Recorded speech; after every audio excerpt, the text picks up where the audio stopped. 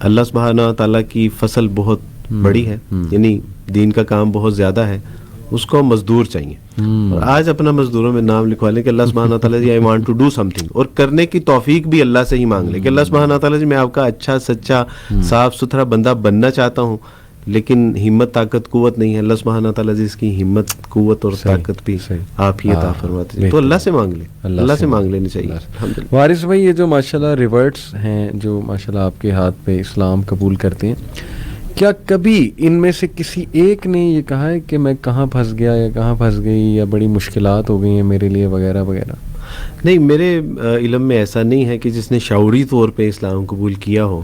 اور اس نے یعنی ایسا، اس کی ایک بنیادی وجہ یہ ہے کہ جو شعوری طور پہ پڑھے لکھے سمجھدار لوگ ہیں ان کو آغاز میں ہی اس بات کا اندازہ ہو جاتا ہے کہ دس از ناٹ ایزی جاب. ان کو پتہ چل جاتا ہے کہ یہ بہت کڑا مرحلہ ہے، مشکل مرحلہ ہے، اور شاید اس وجہ سے بھی وہ شکایت نہیں کرتے. دوسری وجہ یہ ہے کہ مجھے تو آج تک یہ بات سمجھ نہیں آ سکی کہ اسلام میں اگر مشکل مرحلوں کا تذکرہ کیا ہے تو اس کے بعد اللہ سبحانہ تعالیٰ نے پھر جن نعمتوں کا تذکرہ کیا ہے وہ بے بہا ہیں. ان مع العسر یسرا، ہر مشقت کے بعد، ہر یعنی مشکل مرحلے کے بعد ایک آسانی بھی ہے. پھر اللہ سبحانہ تعالیٰ نے کہا کہ دیکھو اگر تمہارے ساتھ کوئی زیادتی کرتا ہے اور تم بدلہ لے سکتے ہو، اللہ یہ کہ تم اس پہ زیادتی نہ کرو، اور اگر تم اس کو معاف کر دو تمہارے حق میں یہ کہیں بہتر ہے، اس پہ اجر ہے.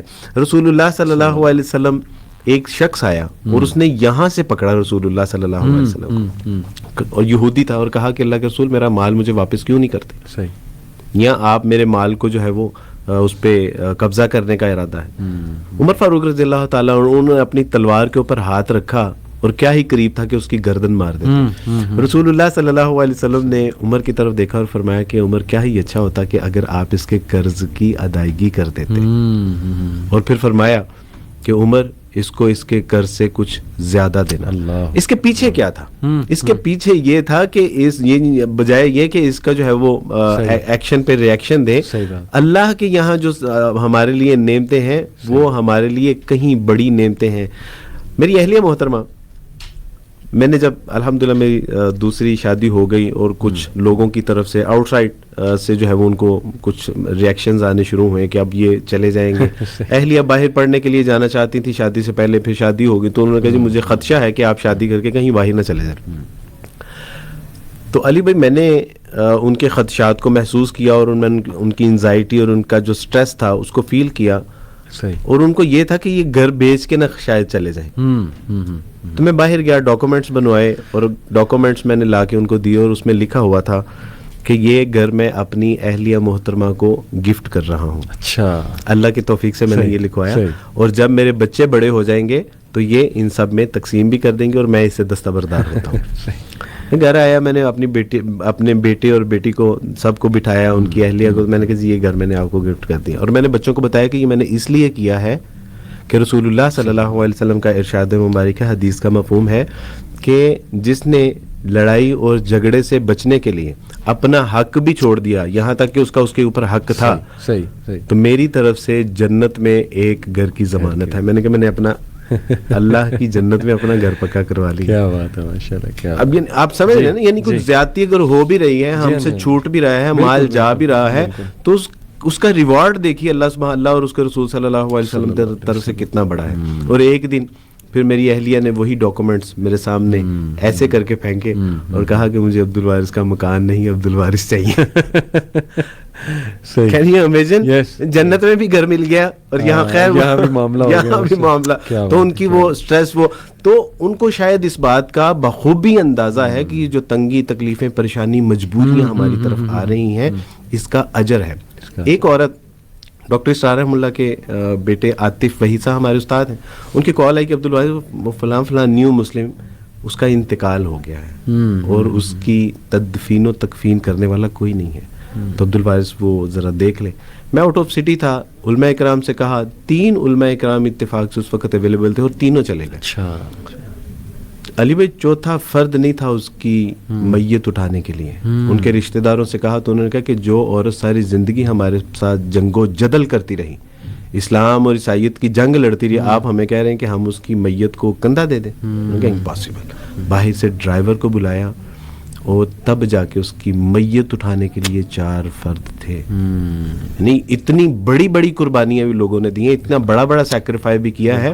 انہوں نے اف تک نہیں کی, آہ نہ کر لبوں کو سی, یہ عشق ہے دل لگی نہیں, آگے قدم سینے پہ تیر کھائے جا, آگے قدم بڑھائے جا. تو یہ سچی بات ہے کہ میرے علم میں تو ایسا کوئی نہیں ہے, آپ کے علم میں ہو تو میں اس سے ملنا چاہوں گا کہ میاں اسلام. It's all about belief. Waris بھائی دیکھیں, جتنے آپ نے واقعات سنائے نا, اللہ نے ان کا دل مضبوط کر دیا ان لوگوں کا, ان کو یقین ہو گیا اللہ رسول کے وعدوں کا.